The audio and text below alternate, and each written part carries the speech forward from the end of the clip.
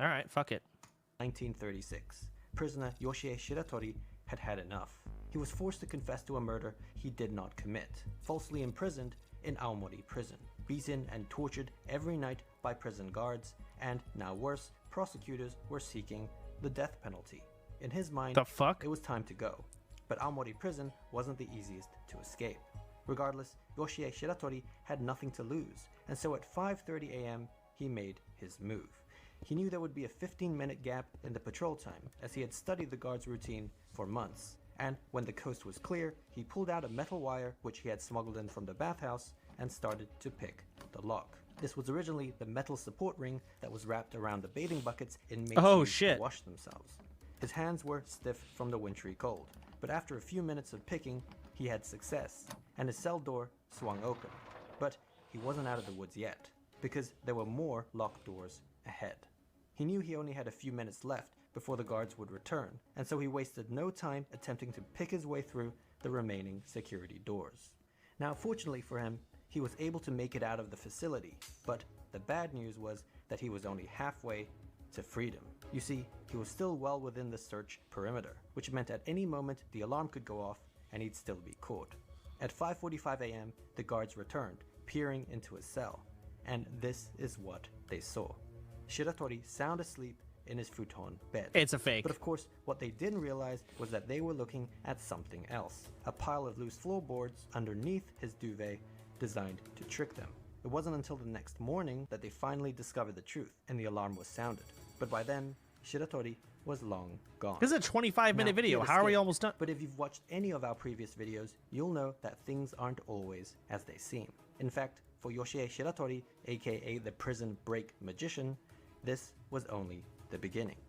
3 days later, he was caught trying to steal supplies from a hospital, and just like that, he was back in the slammer. But this time, for his escape attempt, he was sentenced to life in prison. He would never be with his family again, his wife and his daughter, and all the months of planning had led to just 3 days of freedom. It now seemed he'd be locked up for a very long time. 6 years later, in 1942, in the midst of the Second World War, Shiratori found himself transferred to Akita prison in Akita City. There, the guards treated him even worse than in Aomori. They had heard about Shiratori's previous escape and were determined to make an example out of him. They wanted to make sure he would never escape again.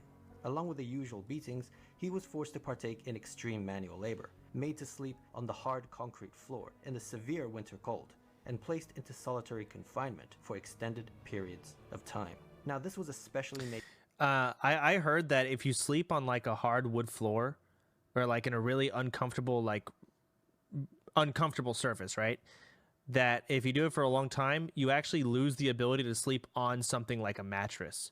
Like it's too comfortable for you. Is that true? I don't know if it is.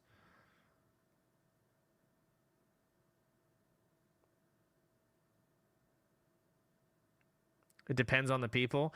I heard that. I don't know if it's true or not. I've only ever slept on mattresses and maybe a couch every now and then. Maybe the floor of a tent when I go camping, but that's the worst it's ever gotten for me. How would we know? I don't know. I have a lot of people that I could ask.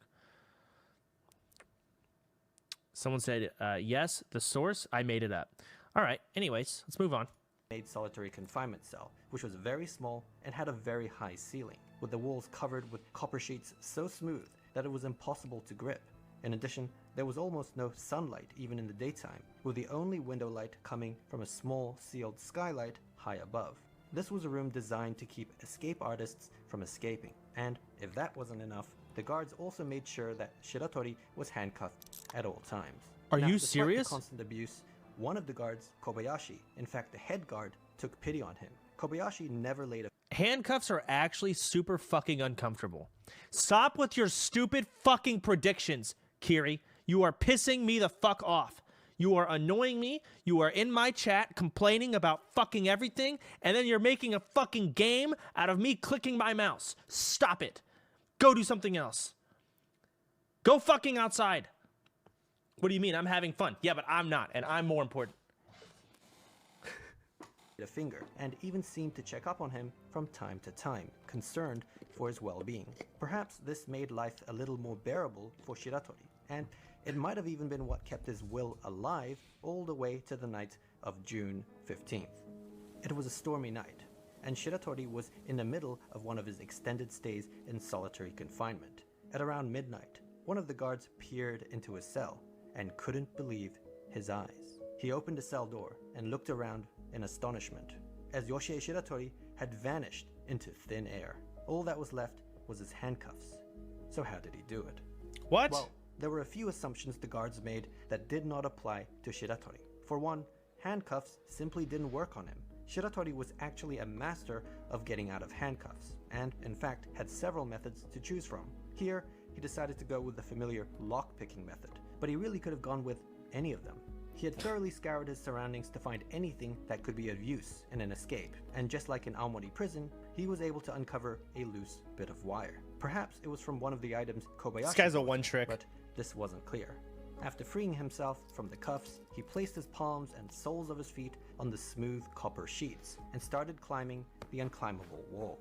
It turned out Shiratori was also an expert climber with an uncanny ability to scale like a lizard. Once he reached the skylight above, he noticed that, yes, the window was sealed, but the wooden framing around it was starting to rot. And so thereafter, the window was sealed. The wooden framing around it was starting to rot. And so... Jeez, let's have a debate as to whether or not that counts as pausing. Did I ruin the fun? Did I fuck it up? ability to scale like a lizard. Once he reached the skylight above, he noticed that, yes, the window was sealed, but the wooden framing around it was... Okay, I gotta go back. Sorry, I'm trying to watch this. Uncanny wall, soles of his feet on the smooth copper sheets, and started climbing the unclimbable wall. It turned out Shiratori was also an expert climber. Of course he fucking was. With an uncanny ability to scale like a lizard. Once he reached the skylight above, he noticed that, yes, the window was sealed, but the wooden framing around it was starting to rot. And so thereafter, night after night, when the guards weren't looking, he'd climb the copper walls and loosen the framing, bit by bit. Afterwards, he'd climb back down and place the handcuffs back on, as to not rouse suspicion. After a couple months, the window finally came loose, and from there, it was just about choosing the right day. He waited until a particular stormy night, so the guards wouldn't hear the footsteps on the roof. And that was it. He had escaped from prison again. Now this time, he wouldn't be caught. Or at least, not in the way you'd expect. 3 months later, on September 18th, the head guard, Kobayashi, was at home when he heard a knock on the door. To his surprise, it was the fugitive Yoshie Shiratori, unkempt and disheveled, and he needed a favor. A stunned Kobayashi took him in and fed him, all the while listening to what he had to say. Shiratori explained that he didn't actually mind being in prison, and that the only reason he escaped twice now was due to the tremendous abuse he suffered at the hands of the sadistic guards. What? Kobayashi, however, was the only one who treated him with any amount of respect, and so he felt he owed it to him to let him in on his grand plan. Now, this plan involved Shiratori willingly, yes, handing himself over to the Justice Department, where he could then personally make a case for how corrupt and barbaric the Japanese prison system was, and there needed to be reform. He wanted to campaign for change, and in the process, gain his legal freedom through a civil lawsuit. He felt this was the only way he could... Am I crazy to think that, like... So he broke out of prison, right? But now he can't make any money. You know, he broke out of prison the first time and he was caught stealing our hospital supplies. Right? And the second time he's like, well, fuck, I'm out. But, like, prison was nice. It wasn't nice, but I have no means of, like, making money and, like, surviving. So why don't I try and, like, make a career out of reforming prison? Does that make sense? Am I an asshole for thinking that? I don't know. Could realistically end up with his family. This, of course, was a super ambitious plan, and as a fugitive on the run, he was well aware of that, which is why he needed Kobayashi, the well-respected head guard of Akita prison, to vouch for him, to strengthen his credibility. As the only guard who ever treated him right, he had a feeling Kobayashi would do the right thing. Minutes later, while Shiratori was in the toilet, Kobayashi called the police. Maybe not a great plan. Just like that, Shiratori was back in prison, and this time, he vowed never to trust an officer of the law again. For the second escape, the courthouse added 3 more years to his life sentence. Oh, no. Now, Shiratori requested to be sent to a Tokyo prison, where the weather was warmer, as he couldn't stand the cold in the northern prisons. His previous stints had weakened him severely, but he was denied his request. Infinity plus Instead, 3. the judge sentenced him to the infamous Abashiri prison in Hokkaido, the northernmost prison in Japan. No man had ever escaped from Life this is wintry typically hellhole 25 years? of a Oh. prison. It was now 1943, and the cold was unbearable in Abashiri, Didn't know that. as the temperature in the cells was below freezing point. Whenever inmates received their prison food, the miso soup and soy sauce would often freeze up. In What this the temperature, fuck? a handcuffed Shiratori was thrown into an open cell in summer clothing, and he immediately felt the paralyzing sting of cold air. Perhaps in a fit of desperation, he tried to force himself past the guards, but they were able to push him back and beat him down. An enraged and defiant Shiratori stood back up and vowed that he would escape from Abashiri prison like he's always done, and that there was nothing they could do about it. In fact, he claimed there was little point even putting handcuffs on him, as he'd always find a way to break free. If not by lockpicking, then, well, this. He then proceeded to rip apart the chain of his handcuffs, to the horror of the guards. It turned out Shiratori had another special ability. Aside from his outstanding climbing abilities, he also possessed incredible strength, almost superhuman strength. Back in What? Akita prison, he could have broken free of the cuffs the physical way if he didn't have to put them back on. Now, this was impressive, but it wasn't so smart to lay his cards on the table like that, as the guards were starting to build an escape profile on him. They knew he had lockpicking Those are just some weak ass cuffs, I'll be honest. abilities, lizard-like climbing abilities, and now almost superhuman strength. And so they set out to devise the ultimate escape-proof cell, one that was sure to be Shiratori-proof. And they came up with this. The new cell had steel fixtures with a low chance of rot. Any openings, even the bars removed, were made smaller than his body, meaning there was no way he could physically fit through. He had shit. specially made solid iron handcuffs that tied his hands behind his back, and leg cuffs that made him barely able to stand. These cuffs weighed 20 kgs each and had no keyhole, which meant they could not be lockpicked. And the only way they could be removed was by 2 metalwork specialists who would come once every few weeks to remove them in an arduous 2-hour process. It was at this point, and only this point, that he could even take a bath. And he certainly needed one, as weeks of being shackled up with no movement meant his cuff wounds were infested with maggots. On top of that, and as cold as it had already been, it wasn't even peak winter yet. Any strength he would have left would surely be nullified by the upcoming freeze, though just in case, they still made sure to cut his already meager food portions in half. And so that was it. Even for Shiratori, this was too much. As winter came, he succumbed to his fate. Every day, the guards would slide his meal through the opening, and he'd be forced to grovel like a dog. His hand and leg cuffs made every action awkward and uncomfortable, with even sleeping being a pain. There was no doubt life in Abashiri prison was absolute torture. Now fast forward, Shiratori was somehow able to survive through the winter, and spring was coming. This meant he was starting to get his strength back. But still, what could he really do? He was literally in a bind. Like his hands Months are passed and, behind his back too, it's crazy. nothing seemed to happen. Then one night, in August, a guard in his office was doing some paperwork when he heard some shuffling on the roof. He wasn't sure what it was, but he decided to check on the prisoners. As he looked inside Shiratori's inescapable cell, he was stunned. The futon bed and prison garments were neatly folded up. Shut the Specially fuck made up. 20 kg handcuffs and leg cuffs that would have required 2 specialists 2 hours to remove was placed on the side. No. And Shiratori was nowhere to be seen. He had finally fulfilled his promise to the guards. The alarm immediately sounded, but despite the work of the search party, it seemed he had truly disappeared. But how on earth did this happen? How did he escape from the fortress that was Abashiri prison? Well, preparation had started 6 months earlier. At the time, he didn't have the strength or stamina to mount any sort of escape, not to mention the restraints he was in.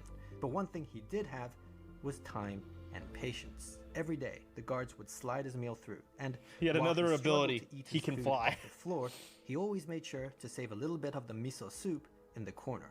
You see, every night he would hobble awkwardly to the inspection window and splash a little of it on the steel frame. He would also dab some on his handcuffs and leg cuffs. Now, his intention was for the salt content of the miso soup to oxidize the screws and bolts, eventually corroding and loosening it. After a month, this technique of rusting through the iron actually worked, and the first screw came out. The next few months saw screws and bolts coming loose, assisted by the use of the first screw as a sort of screwdriver. By the end of spring, he was able to fully remove his handcuffs and leg cuffs, as well as the steel frame of the inspection window. But there was a problem. The size of the opening was smaller than his body. Okay, but every 2 weeks, the people came by and inspected the cuffs, right? Because they're taking them off and putting them back on. So how does he rust the cuffs? Wouldn't the guy be like, hey, these cuffs have miso soup on them? Something going on? Which meant he couldn't fit through, a contingency thought out by the guards. What they didn't account for, though, was Shiratori's fourth ability, which involved being able to dislocate his joints at will. With this, he was now able to slide through the opening like a caterpillar. This repertoire of skills, thus surely making him an honorary member of the X-Men. With that, he climbed through a broken window in the roof and vanished. Impressively, Shiratori had now escaped from 3 prisons, as well as being the only man to ever escape Abashiri prison. Now, good on him for escaping, but this was northern Hokkaido, and the only direction he could have gone to was the cold, snowy mountains. Actually, the prison guards felt that they had the last laugh, because if the cold didn't get him, the mountain bears certainly would. Despite this likelihood, there was one person who stayed hopeful, and that was Shiratori's wife. But she was still worried, because even if he was alive, she knew he wouldn't be able to make it back to his family, as the authorities would be constantly on his tail. Which is why she was desperately and secretly hoping that Japan would lose the war, as that would enable the US to take over the country, meaning everyone would likely forget about her husband. Of course, she kept this to herself, but then a year later, in August 1945, she got her wish.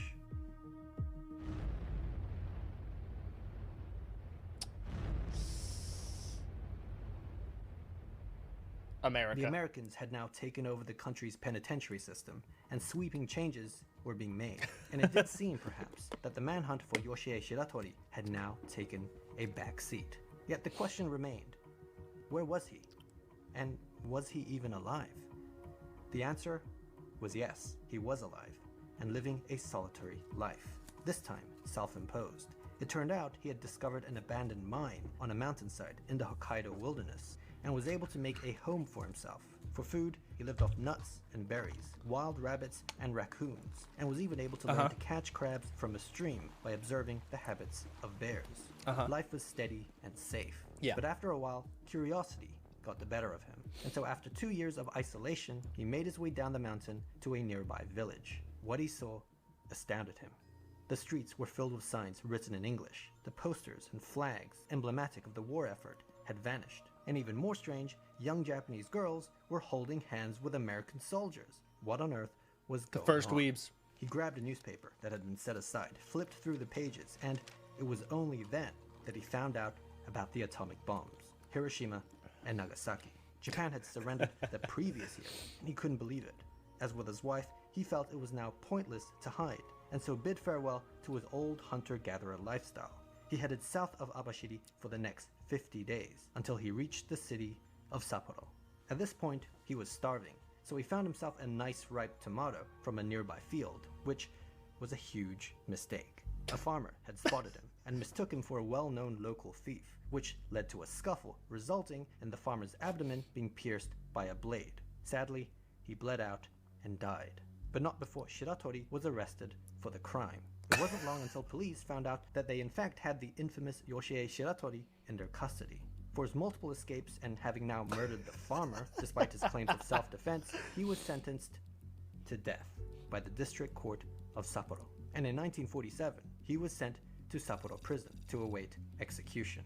Now, to ensure he wouldn't escape this time while on death row, he was placed under 24-hour surveillance, with 6 armed guards personally assigned to his watch. As for the cell itself, it was upgraded further from the one in Abashiri prison, with reinforced doors, ceilings, bars. So wonder what is his eighth ability? Any openings were made smaller than the size of his head, not just his body, learning from the Abashiri escape, as while he may be able to dislocate his joints, he certainly can't dislocate his skull. As long as his head can't fit, they were good. The 6 guards were so confident, in fact, that they didn't even bother cuffing him. Now Shiratori was getting old, and the odds of escaping by this point were looking slim. As his execution Plus 2 wrinkles. there was little he could really do, and the guards knew that. They could see the desperation on his face, looking up, searching for an escape plan that they knew would never come. Though still, just in case, they made sure to search his room every night while he was taking a bath in the bathhouse, inspecting the ceiling, skylight, and any other openings. A month passed, and winter was now coming, weakening him further, and the realization was starting to dawn on him. He grew increasingly despondent, staying in bed, refusing to wake up, despite the orders of the guards. This went on for a while, until one morning, the guards had enough and entered the cell to discipline him. They flipped over the duvet, and he was gone. This was not possible. How did he do it this time? Going back to when he was first placed under 24-hour surveillance with the 6 armed guards personally assigned to his watch. He had in fact conditioned them to look up and keep up from the very start, not just because his previous escape attempts involved climbing through skylight windows on ceilings, but also his suspicious yet, as it turned out, very intentional behavior of constantly looking up to figure out an escape plan. Little did they know, it was all an act, and that he already had one, but it would be taking place precisely where they weren't looking. You see, it turned out the authorities were so concerned with him escaping through a window or skylight that they neglected to reinforce the bottom. This ironically ended up being his easiest and simplest escape, because all he had to do was remove the bolted floorboards, which wasn't easy, but he had experience, and using random cutlery and a miso soup bowl, dig his way to freedom. This took over a month, and he was able to hide his activities due to A, the guards not suspecting. How did he this clean the approach, miso soup and bowl B, afterwards? the floorboard panels being put back in place every night after digging. The 6 guards thought they were keeping a good eye on him, even at night, but with the hole consistently positioned underneath the futon, and Maybe one duvet, day the guard and was it just like, increasingly becoming the norm to refuse where's the bowl? orders of the Who guards cares? to wake up, nothing seemed out of the ordinary. Placing a pile of loose floorboards underneath the duvet to trick them was also a callback to his first prison escape in Aomori. So he had now escaped from prison 4 times, and by this point, the story is starting to get ridiculous. But this perpetual cycle of capture and escape was about to end. Because a year later, in 1948, Shiratori was exhausted. He was in his 40s now, and this was a young man's game. One day, in the Kotoni neighborhood, still in Sapporo, as he stopped to rest, a policeman just happened to sit by his side for a smoke. He didn't know who Shiratori was, but he struck up a conversation with him. Shiratori, of course, was wary of his presence and tried to play it cool, all the while attempting to figure out a way to remove himself from the situation without being suspicious. Suddenly, the policeman did something unexpected, at least to him. He pulled out another cigarette and offered it to him. Shiratori was stunned. You see, cigarettes were expensive luxury items in Japan at the time, and the fact that someone offered it to him just out of the kindness of his heart brought tears to his eyes. Not to mention all his life he had been abused and mistreated by officers of the law, with even the head guard Kobayashi turning his back on him. And here was an instance of an officer treating him kindly, with respect, and with no prejudgment.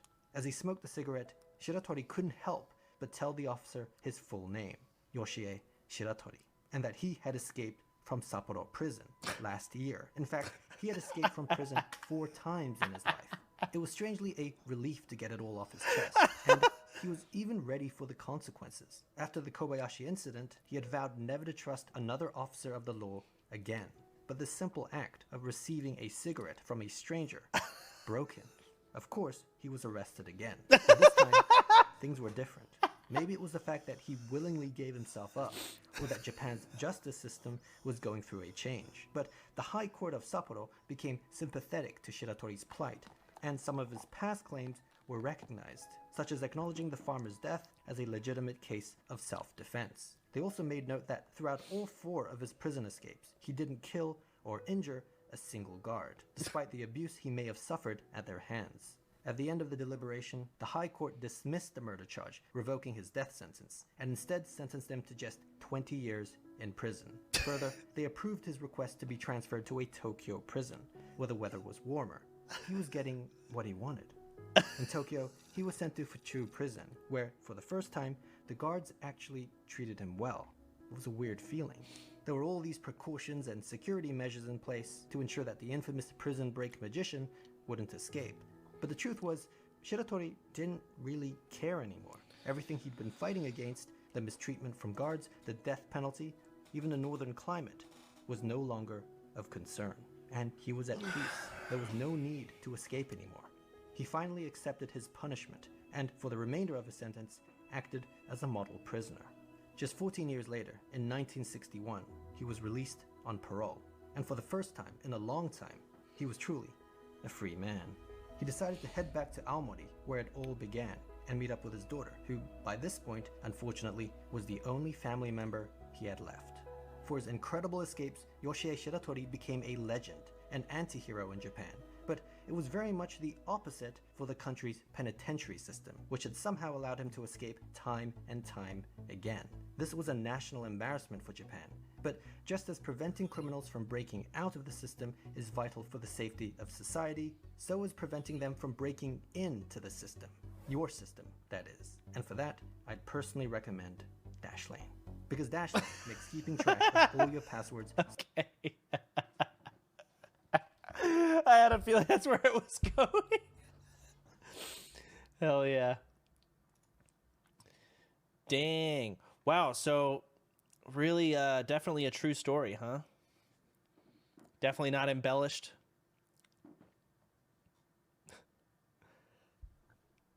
To be fair, any good story deserves embellishment. I feel like that's a quote from someone.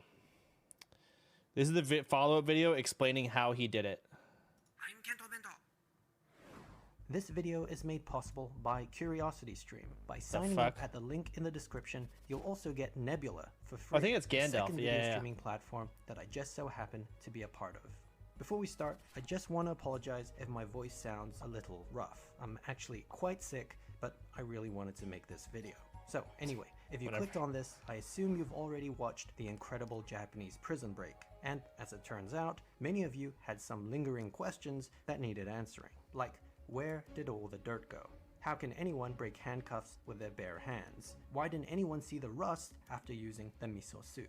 How can you add 3 more years to a life sentence? What exactly was Shiratori's initial crime that led to his first arrest? What happened in his life after being released from prison? Was this whole video just an ad, bro? And as a bonus, what's the next Kento Bento video going to be about? We'll get to all of that, but by far the most common question was, where did all the dirt go? So let's start with that. This is the scene in question, the setup for the 4th and final escape. The illustration shows him burrowing straight down beneath the floorboards. But how can that be if there was no place to hide the dirt? Well, this guy thinks the only possible explanation is that he must have eaten it. Others have suggested that Shiratori must have pulled a Shawshank Redemption and over time emptied it in the yard. But as far as I'm aware, he was in isolation at all times, so that's probably not what happened. No, the answer is actually pretty simple. Just as with most building structures, the foundation of the cell isn't built directly on the surface of the soil, which means there was more than enough room underneath the floorboards for the dirt to fit. And sorry that this wasn't clearly illustrated in the drawing, but let's all blame Charlie the illustrator for that. Another common remark was that this video must be fake, since there's no way anyone can break handcuffs with their bare hands. Well, this has all been documented. And of course, what makes this story worth telling in the first place is precisely because it doesn't seem real. But specifically about the handcuffs, remember, these were cuffs from the 1930s in Japan. Breaking them isn't too absurd an idea when you consider, and I'll quote this Reddit user, that Japanese iron at the time wasn't especially pure, mostly deriving from iron sand, which has a ton of impurities. It's likely Shiratori could snap the cuffs along the weak link. And on top of that, we know Shiratori had immense strength, making this all the more plausible. But what about his escape from the 20 kg solid iron handcuffs and leg cuffs after using the salty... I mean, he's breaking the cuffs after being like malnourished as fuck. I guess maybe, you know, when you're in this cell for a very long time, you're bored and maybe you work out, but you still need nutrition. Right? I don't know. You can go to prison strong, doesn't mean you're going to be strong the whole time.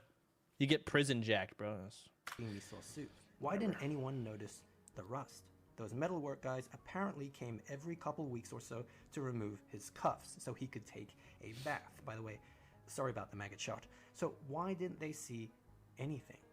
Well, the rusting was intentionally made obvious in the illustrations to demonstrate clearly what was going on. That was my call. But in reality, it wasn't so visible.